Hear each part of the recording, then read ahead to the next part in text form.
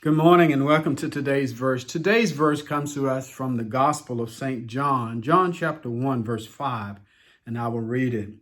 It says, "And the light shines in the darkness, and the darkness did not comprehend it." Here we have a verse all about Jesus. Why do I say that? Go back to the beginning of this chapter and notice what it says. That in the beginning was the Word, and the Word was with God, and the Word was God.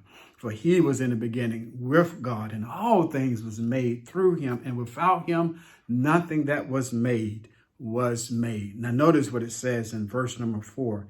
It says that in him was life, and the life was the light of men, and the light shines in the darkness, and the darkness could not comprehend it. The darkness could not overcome it. The darkness could not overtake it.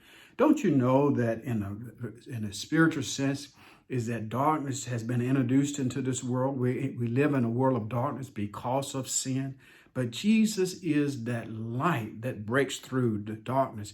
He is the one that points us to the way out, for he is the way, the truth, and the life. And through him, we can have life and have it abundantly.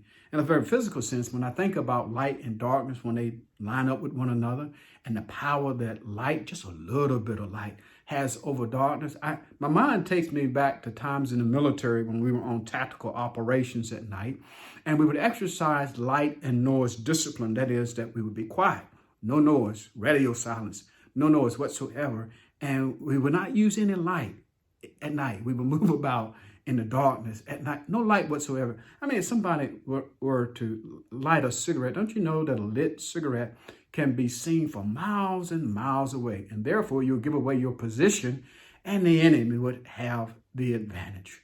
But no matter what you're going through, no matter how dark your situation might seem, that Jesus is that light that can point you out of the darkness into the marvelous light, which is him. To God be the glory for the great things he has done. I pray that you would meditate upon this verse, that it would be a word of encouragement to you, and enjoy your weekend this weekend. Try to get some rest. I know that some of you out there have worked some long hours, so try to get some rest.